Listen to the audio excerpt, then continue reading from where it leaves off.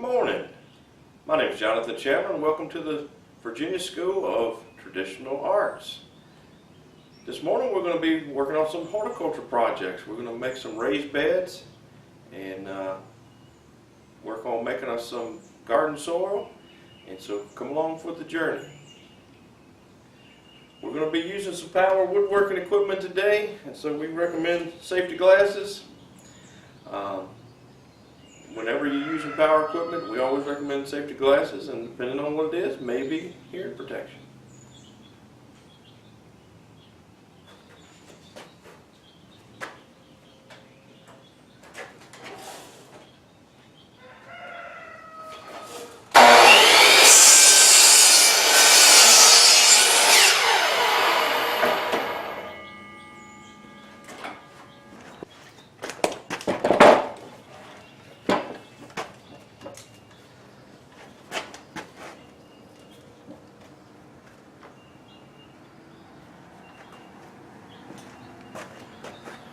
We want our planters to be uniform, so we measured really good the first time and cut us a block, and then we're going to use this board to make all of our measurements from that point, and that way we're not having to work off the ruler so much. Sometimes on the ruler you start looking at all those little lines, it gets confusing. So do the first measurement really good, and then line up your end of your board and make your mark.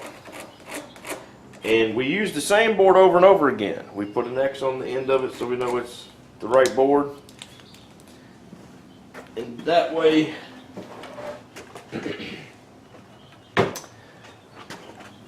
you have less, if you use a different board each time, even though you're cutting them as accurately as you can, no two will be perfect.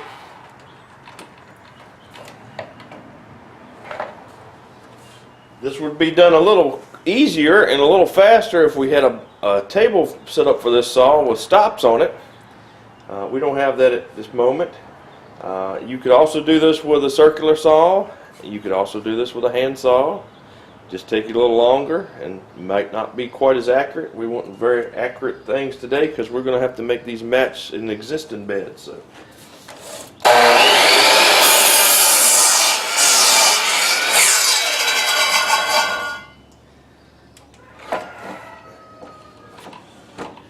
And when you put your hand down here, you want to make sure you're nowhere close to where the blade's going to travel. Our saw has a red area here, and so you want to be at least 6 inches away from that.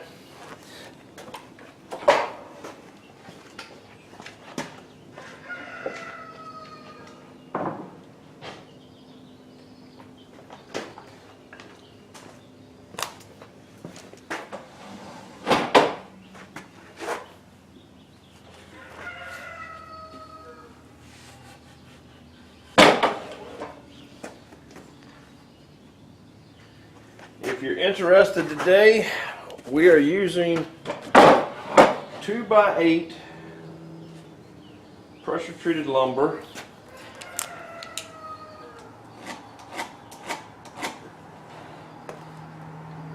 And we are making 4-foot square beds. And to make a 4-foot square bed, you think, well, any idiot, you just cut off all the boards 4 foot. Well, actually, you don't. We're gonna allow for your joint,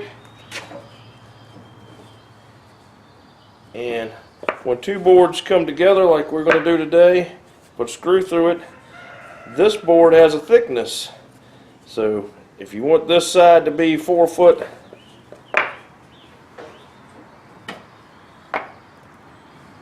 long,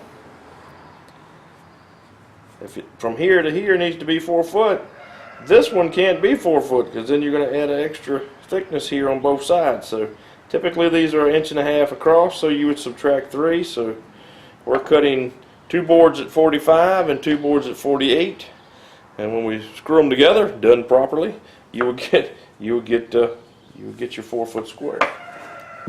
Trying to get you up close to what we're looking at. We're wanting our saw blade, in this case, to be to the waste side, of course, which would be on the right, and our board we're wanting is on the left. And so if you notice, if you look straight down the straight down the blade here. Straight down the blade. You can see the mark is on the left hand side. That's our good board. And then what's on the right is our waste side, and that's the part we don't care about.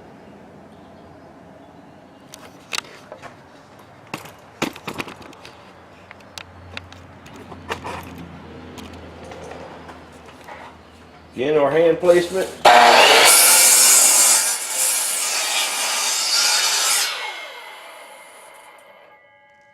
And that's our waste block. And this is our last cut. Alright, as you can see, we've got our pieces cut. I've got them temporarily kind of held in place with these stobs. We're going to screw through the corners. The measurements look good. I'm going to keep my dog off of them. And we're going to get this thing put together.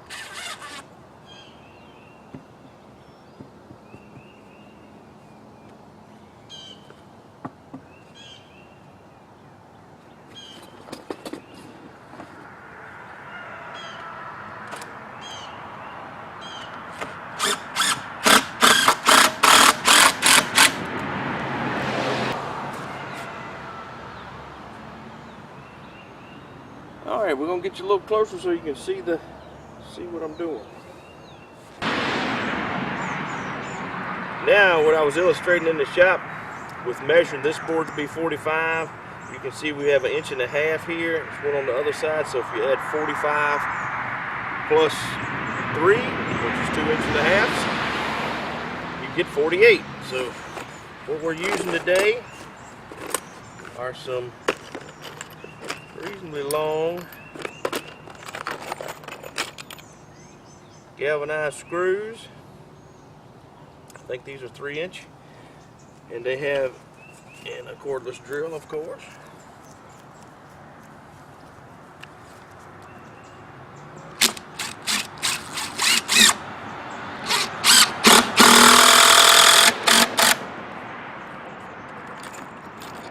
And these have a Torx head, which is like a little star. They are very nice. They work very well. Phillips heads will work. Nails would work. Screws are fast and easy.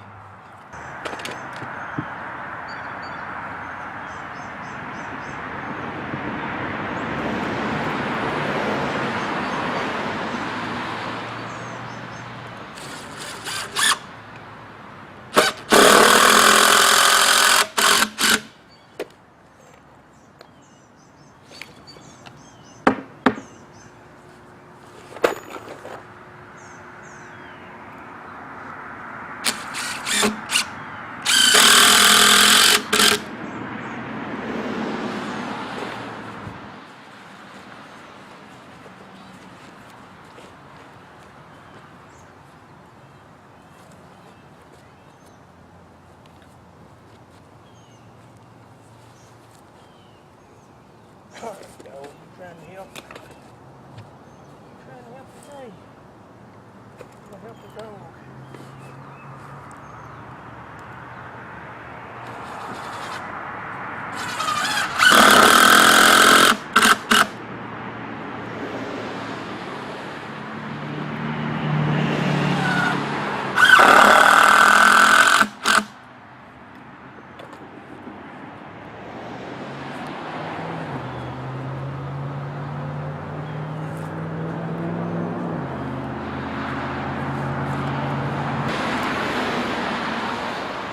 Now that I have the screws in the way I want them, we've lined up the bottom of the beds I'm trying to match this bed on straight on top, and I'm gonna put a toenail screw. Now toenail usually uses a nail, but you can do it with a screw as well. And we're gonna toenail this screw in this direction. So we're gonna use our screw to attach our two pieces.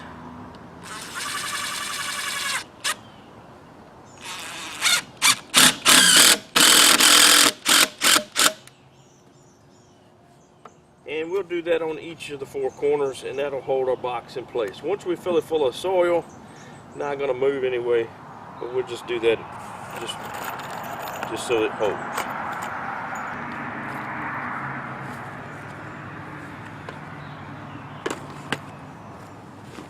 All right, 3 more to go, and we'll fill them full of soil. We'll bring you back at that point. We've got some grass and things in this one. We're going to prevent that grass from growing through our new soil that we're going to use by putting down some newspaper.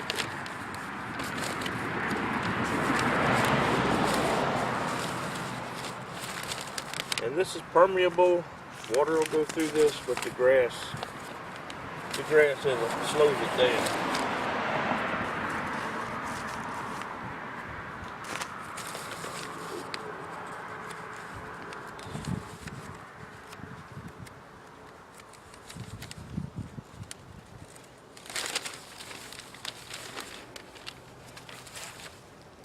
Open it up, that will do a little faster job.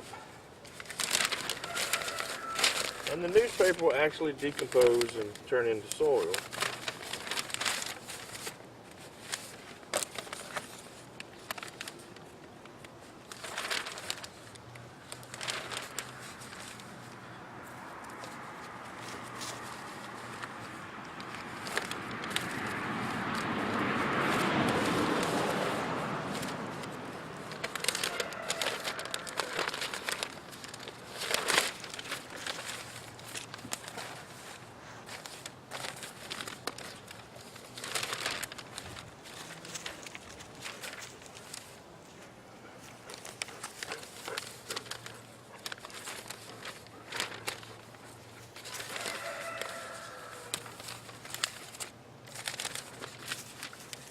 You want to use enough, thick enough place of newspaper to, I'd say at least 4 sheets thick.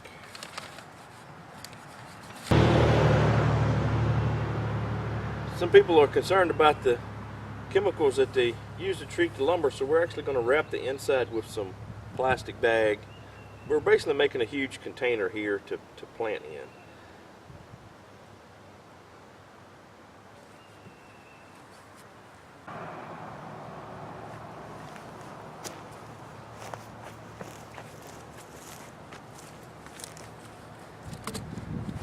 Alright, as you can see, we got our plastic bag up here. I use this tool. This is called a slap hammer. Just a regular staple gun would work fine. This is just a little faster. And you just take it and smack it. Every time you smack it, the staple comes out. But we're just doing this to kind of line our box, protect our soil from this treatment on the wood. You know, you hear different things, so we're erring on the side of caution. Preferred wood for this would be locust, cedar, redwood, would all do fairly well with this application. In our area, those are difficult to come by and costly, not that you can't come by. What we're going to do today is we're going to use some leaf compost. Got us a wheelbarrow of leaf compost. And we're going to use that first. And we're going to make some amendments to that. We're going to use leaf compost, cow manure, composted cow manure, and some peat moss. So we'll get to that.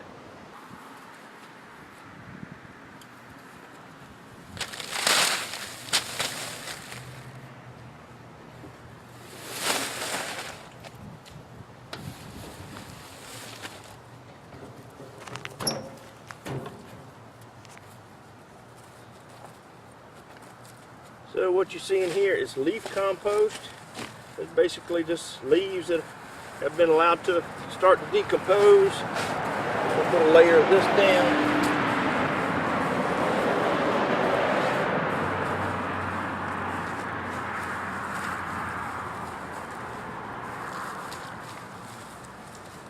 And the way I generally work this is I do a couple of layers, and then I stir it up with a pitchfork or even by my hands. Alright, what we have here is some composted cow manure and some peat moss. The brands don't really matter. The cow manure, you do want it to say composted. That means it's been around a while and started to break down. Quantities here, we're going to use about half of this bag in this bed of the composted cow manure.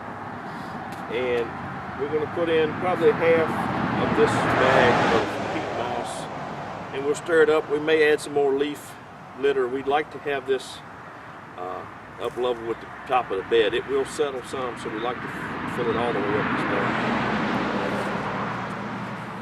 start. So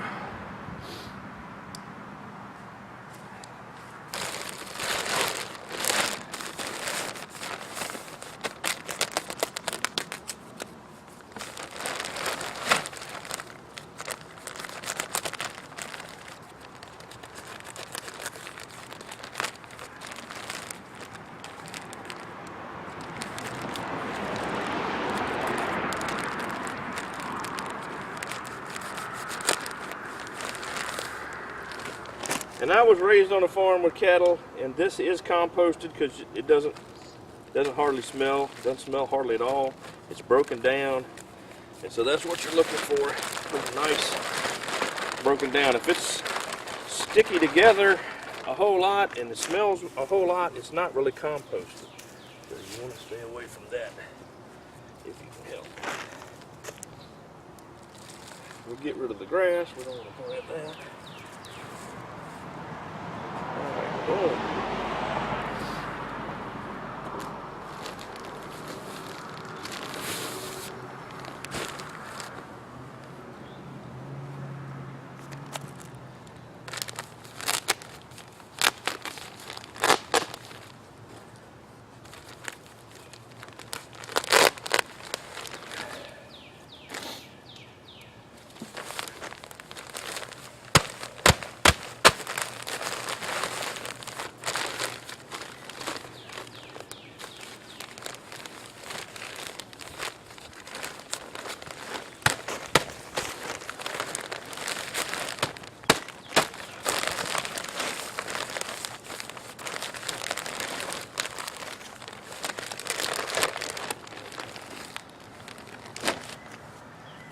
And we'll see how this goes. I may have to use all that bag.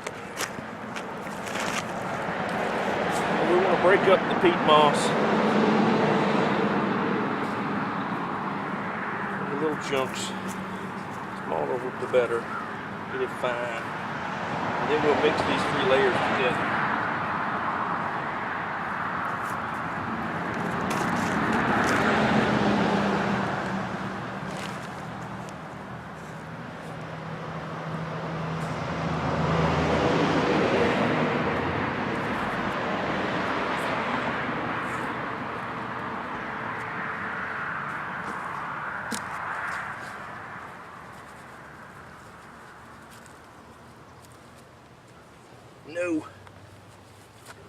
No helping. Get away. Good dog.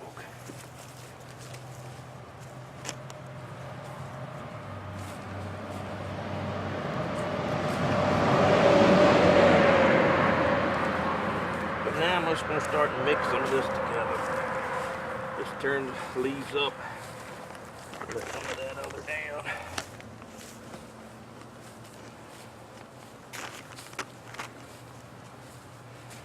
And if I feel clods of anything, I'm breaking those up. There we go.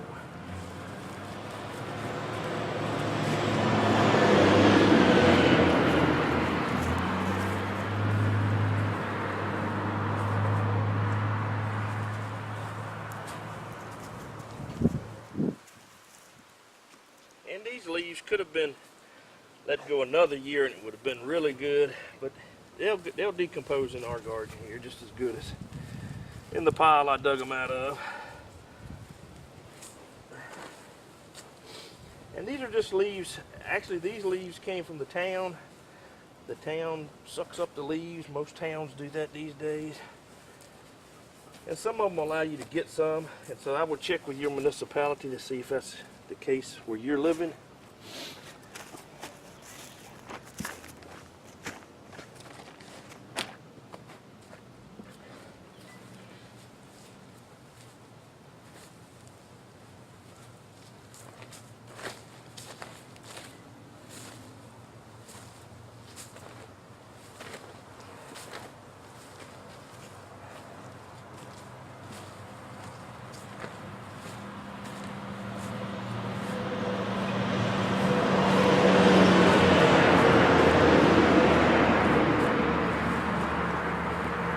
Mix this fairly good. You don't want any hot spots of the cow manure or anything else really.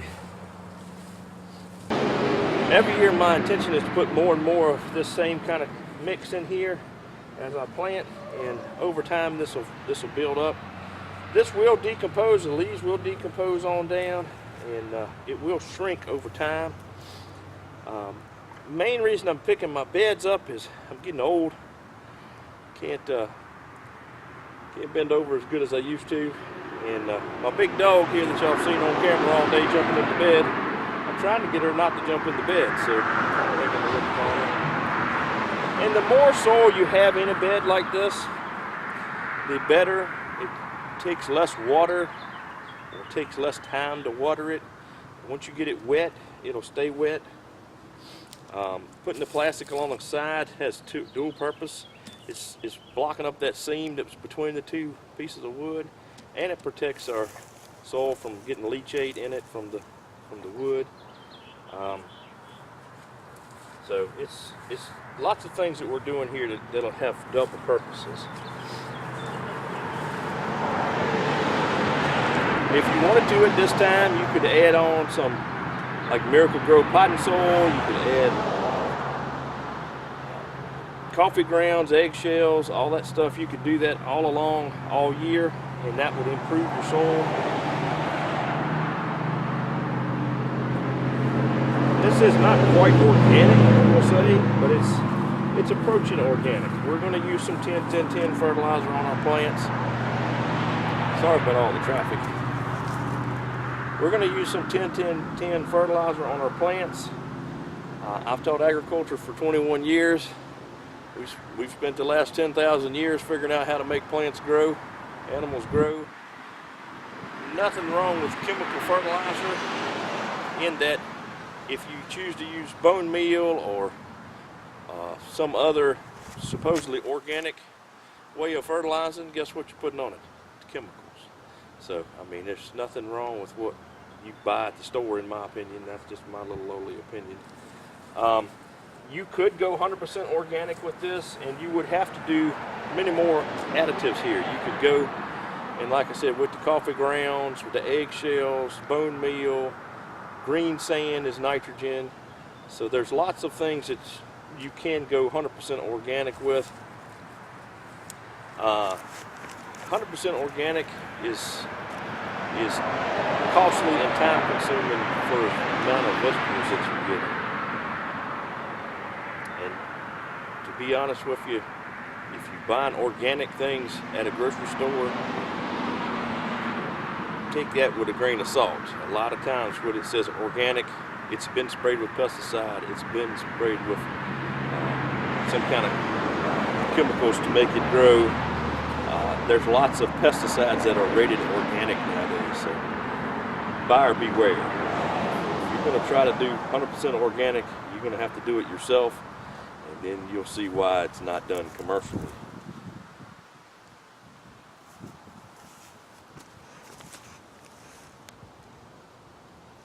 But at this point, we're going to get us some plants, and we're going to plant, and we're going to try it out. I think that's pretty good soil right now. We could do some more amenity, additives to it. We could get us some regular potting soil. If you have containers that had plants in them last year that were in good shape when they, when frost hit them, you can break those out, you can put those. If you had pots that had good looking plants in them last year, like you bought somewhere, you could always break those out and bust open the soil in those and break the roots apart and add that here. That wouldn't hurt anything. It saves throwing it in the dumpster. If you had other amenities that you wanted to add, worm castings are excellent, rabbit manure is excellent. All of those things are really, really good for the soil. If you happen to see worms in your soil, and I've had people to do this before, they want to pick the worms out. The worms are actually good. The earthworms actually bury holes through your soil and make air tunnels in it and eats up some of the leaves and different things and adds the worm castings to it. Worms are good. If you see any earthworms, you got good looking soil, so keep those. So we'll make it even layers. Then we're going to put in some lime. This is just what they call yard lime. It's pelletized lime. Our soil is lime deficient, so we have problems with things like blossom end rot onto our tomatoes, so we generously amend with lime. This is just an insurance. This is some 10-10-10 fertilizer, just a couple of handfuls. About 3 handfuls of that. And then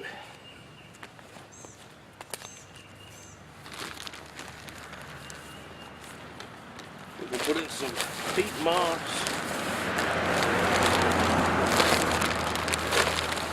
Half a bag of peat moss. And our bed's getting pretty full, but I think we can manage. We'll spread that out even.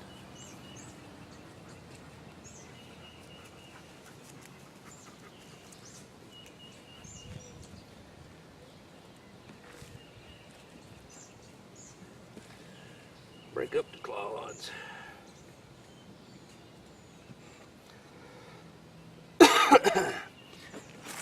I use the peat moss because it's a finer texture than the leaf compost. The leaf compost will get finer, but it's not very fine right now. So I'm using that to kind of give me a little bit of a base that the plant roots can take hold of, and the moisture will stay. That peat moss really holds moisture, so we want that fine particle size to help hold the moisture for us.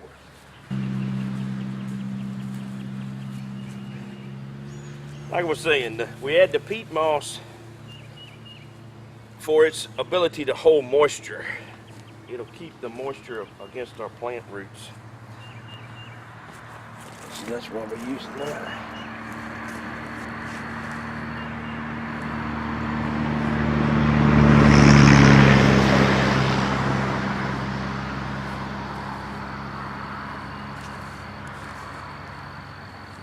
And what we're basically doing with this process is making potting soil.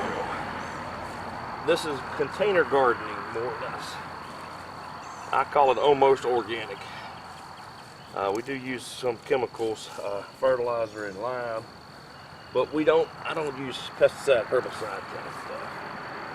So I call it almost organic.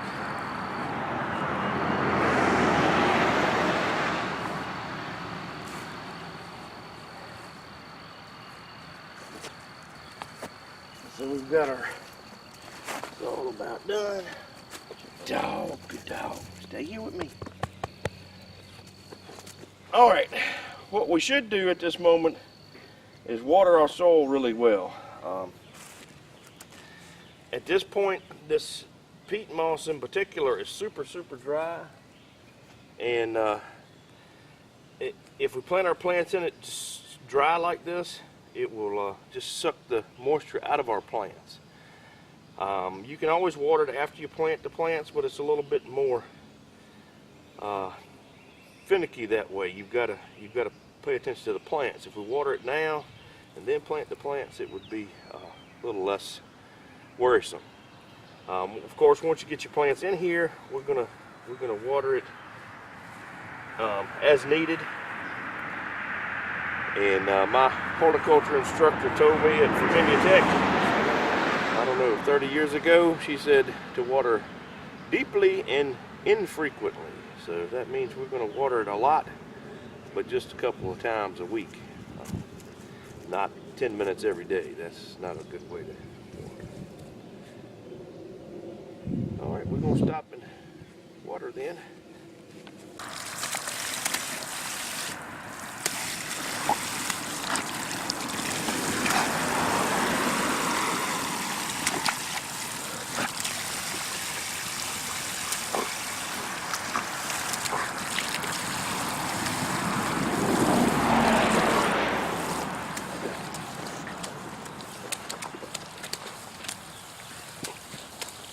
Leave it alone. Leave it alone. Leave it alone. Well, you can see my helper likes to bite the water. He's my helper today.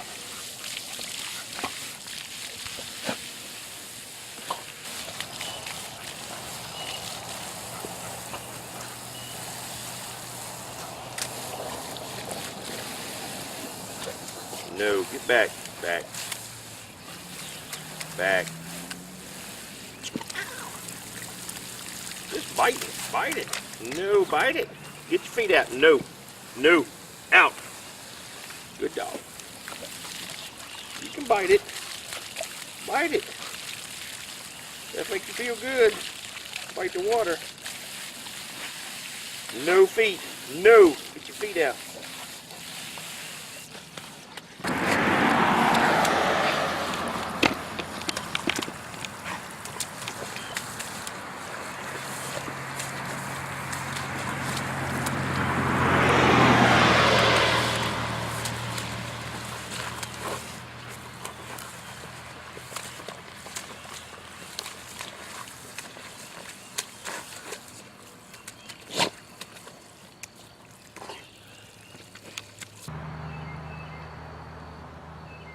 I want these beds to be as eye-catching as they are productive. So we're gonna put some lettuce in the corners, or in a corner. This lettuce I actually picked up from our yard in February. And what I did last year is we had some lettuce in a raised bed, and I let it go to seed. And if you'll do that, the lettuce will, if you pay attention, you can see the little lettuce plants in your grass, and so that way you don't have to go and buy lettuce again. It'll do fairly well just from seed if you let it go there in the fall. So we had some lettuce. This here is a little squash plant we're going to put in right in the center. And if you're going to buy squash or cucumber plants, I prefer buying them in a peat pot, a pot that will decompose. I don't normally buy squash and cucumber plants because they grow very easy from seed. Just so happened I had a student of mine that was selling some, and so I bought them from him. And then we got a big tomato here. What kind of tomato we growing this time? Brandywine tomatoes. And you can plant your tomato as deeply in the ground as you want. Some people even lay it down in a trench. And that's fine, you can do that. I will come back and side dress these tomatoes and the squash and stuff maybe in another couple of weeks with a little more lime and a little more fertilizer, just to ensure that we have a good crop. These are little cherry tomatoes. I'm gonna put this, they don't get very big, so I'm gonna put just a couple in here.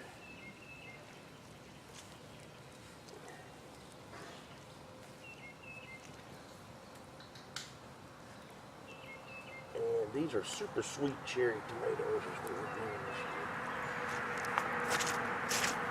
And you've got to kind of know the size of your items you're planting. They're adult size, mature size. The 2 tomatoes on either side here are going to be the biggest things we'll have in here. And this is a Better Boy tomato. And I'm going to plant him pretty deep because he is a big one. And sometimes they'll come with a little stake on the side, like this little stake, and they'll be tied to it, which is a good idea when they're growing them in the greenhouses, and nothing wrong with that. But you want to remove the little string. Once you plant it in the ground, that string can constrict the plant. And so you want to remove that string, and I will stake these tomatoes probably another week or so. And we'll show you how to tie them up then. But for this bed at this moment, it doesn't look like much is in it. But we're kind of doing a square foot gardening concept here. This is too close together if you're going to do traditional gardening. But what I would like to happen is this lettuce is going to go away here in another month or so. It'll be too hot for it. And then our squash can kind of migrate over that way. These cherry tomatoes will fill in this corner, and these other 2 tomatoes will fill in over here, and they can actually spill over the bed. No problem with that. Depends on how good you tie them up. The sun actually comes from this direction across this way, so our squash plant won't be shaded. These little tomatoes won't get but much higher than maybe knee high. And like I said, the lettuce will benefit from shade as long as it's cool. All right, and that's what we, just a review of a minute or two, we built the bed. We added some plastic inside the bed to kind of prevent us from leaching any material from the pressure treated lumber. We added leaf compost that we got from our municipality. We've added cow manure, composted cow manure, about half a bag of that. We added about a half a bag of Pro Mix, or not Pro Mix, peat moss. And then we added just a couple of handfuls of lime and a couple of handfuls of 10-10-10 fertilizer. You got to be careful with the 10-10-10. You can't burn your stuff up. And I call this almost organic because we do use some lime, we do use some chemical fertilizer. It's just much simpler that way. But for the most part of what we have in here is natural material, and we're dependent on it to break down and provide us nutrients. We've set this bed up so that we're conscious of where the sun's coming, what kind of plants we're going to have and how large they'll get, and being sure that we're not going to shade out anything that doesn't really need shade. Like I said, our lettuce could benefit from some shade once in a while. We'll clean up the edges of our bed, water in these plants real good, and we'll be right back. When you're watering, you want to remember that you're watering the soil, not the plant. I taught horticulture at the high school for a number of years, and that was the hardest lesson to get to the kids. Everybody wants to spray the top of the plant. The leaves don't soak up any water really. The roots soak up the water, so we want to water this in good. You're doing a couple things by watering it in good. You're getting rid of air spaces and be around the roots when we plant. Filling some of those in. That way it'll keep from rotting your roots. That's a risk when you go to plant stuff. When you're transplanting, like I did these lettuce, we want to be mindful that we look at what we're planting in here, and it doesn't have weeds growing with it too. We don't want to transplant any weeds into our brand new bed here. And I already watered this bed right much, but it was still dry when I was planting that. Even though we poured water on this for a right good time, it was still dry down in it.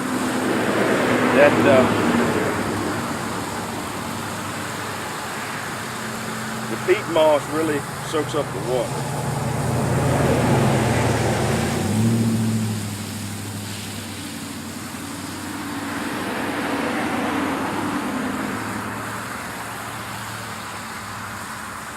And while you're watering, you want to be mindful. Sorry about the traffic. You want to be mindful of us not pushing the plant out of the ground. Sometimes people water so much the plant will actually come back out of the ground. And you got to give the water time to soak in. And so we'll do this maybe twice a day. We do have a sprinkler set up, so we do sprinkle this entire area. It's not the most efficient way of doing it as far as water usage. We don't have a very big area, and it's the most convenient way for us. So I'm going to wash off my bed, get it looking good.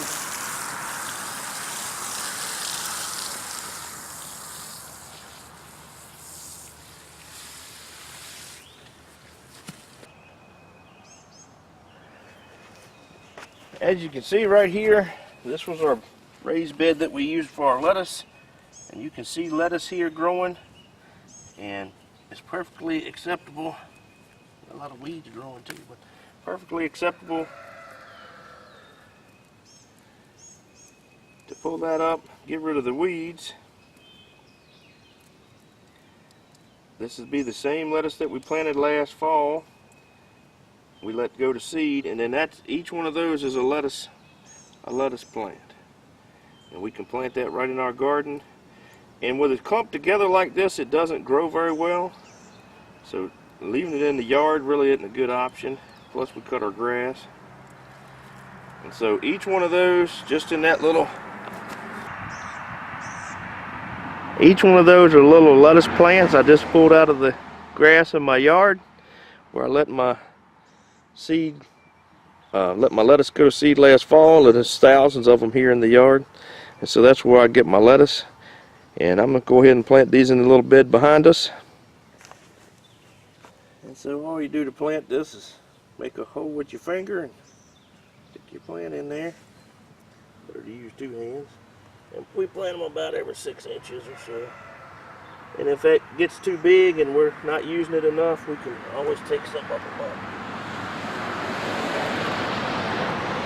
But lettuce is one of the easiest things to grow ever. You can grow it in a pot, you can grow it in the ground. It's very easy to recognize if you let it go to seed and it's in your grass. So very, very easy to grow lettuce. My name's Jonathan Chandler, and I'm an instructor at the Virginia School of Traditional Arts. This was our horticulture lesson for today. I appreciate you joining us. Like and subscribe us at the bottom of the channel. If you want further information about the school, sign up for a class, check us out on the website. That'll be in the information at the bottom of the video as well. Thank you and have a good day.